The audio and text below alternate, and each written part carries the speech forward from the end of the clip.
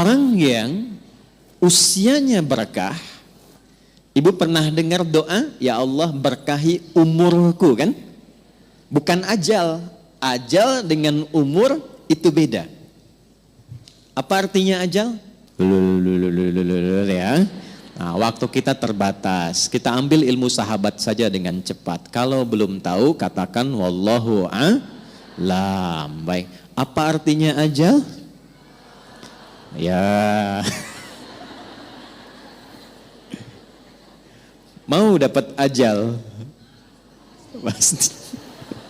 Udah kenceng diralatnya? Pasti. Baik, pasti. Baik.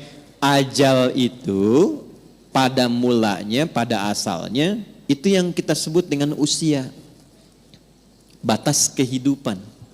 Ajal itu batas kehidupan. Jadi usia itu kalau dibawa ke bahasa Qur'annya, atau bahkan bahasa Arab standar, itu asalnya namanya ajal. Setiap kita itu kan ada ajalnya. Ada batas usianya.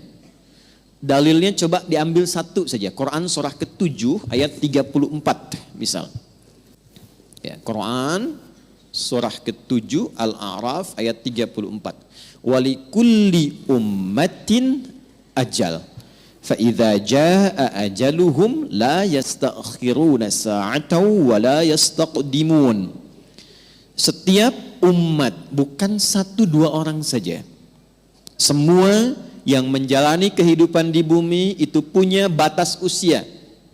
Kenapa ditekankan kata ajalnya? Untuk memberi kesan bahwa kehidupan di dunia ini tidak abadi. Penting dicatat itu, Bu, ya. Kehidupan di sini tidak abadi, akan ditinggalkan. Karena itulah ketika ditinggalkan, diumumkan kan, telah meninggal dunia. Nah, artinya ajal telah tiba. Baik, sampai di sini bisa dipahami. Nah, itu tidak hanya kita paham, tapi tanamkan dalam jiwa. Di sini tidak abadi, akan pindah ke tempat lain. Nah, pertanyaannya, ketika pindah ke tempat lain itu, meninggalkan jejak yang baik tidak di dunia. Ibu kan keluar dari sini, setidaknya baru keluar sudah dibincangkan kan? Masya Allah, jamaahnya rapi, tertib, nggak ada sampah ketika selesai kajian. Kemudian jamaah-jamaah yang sekarang ngaji tenang, tidak ada yang ngobrol, itu kan? Nah, itu jejak kebaikan yang ditinggalkan. Karena itulah sebelum meninggalkan dunia ini, selain mencari bekal ke tempat baru, kita diberikan bimbingan oleh Allah dan Rasul untuk meninggalkan kenangan-kenangan yang baik. Yang kalau diikuti jadi pahala, Bu. Jadi itulah indahnya dalam Islam. Datang baik-baik, pulang pun baik.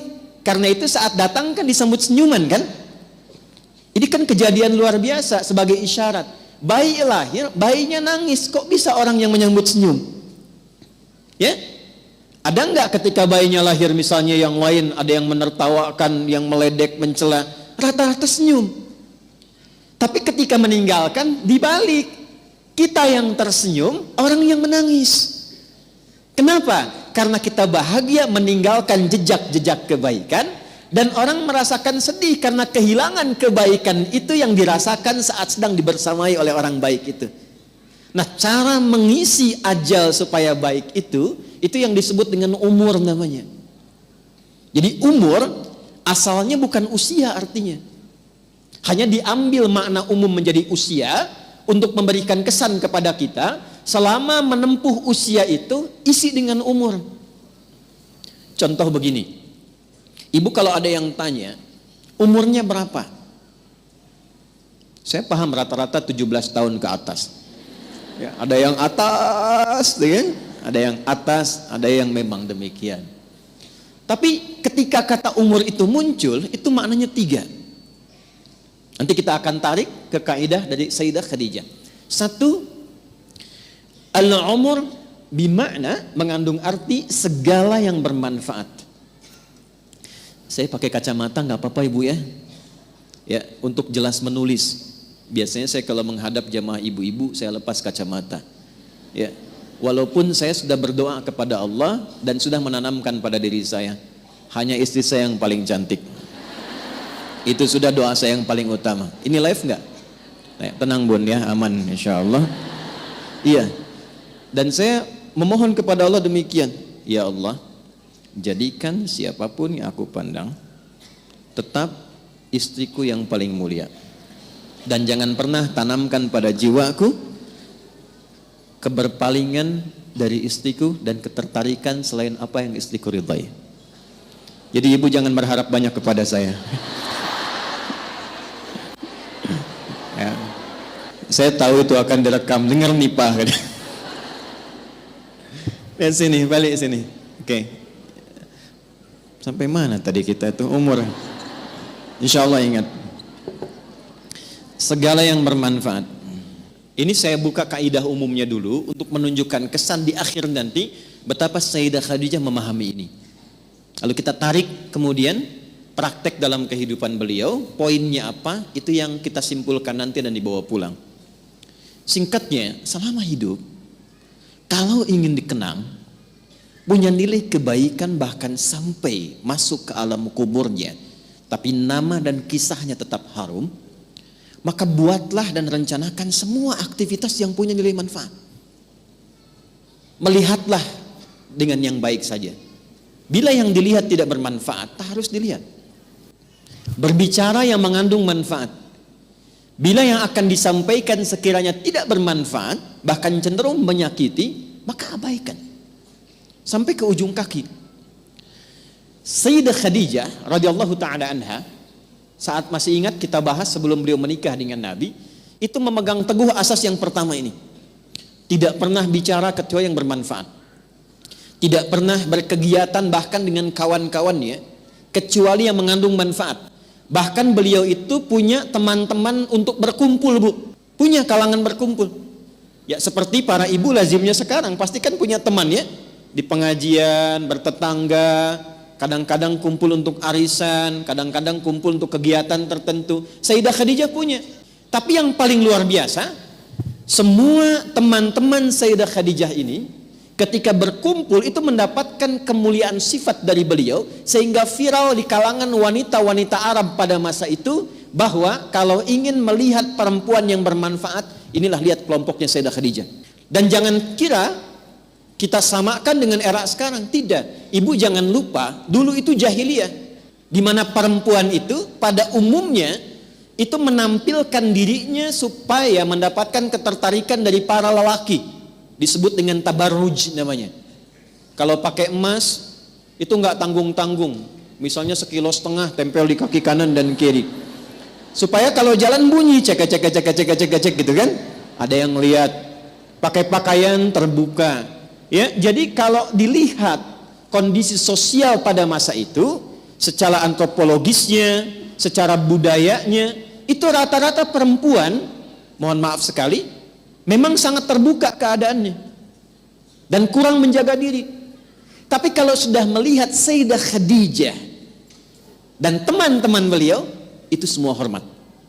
Nyaris tidak ada yang mau bicara di depan Sayyidah Khadijah, saking hormat dan kagumnya atas wibawa beliau.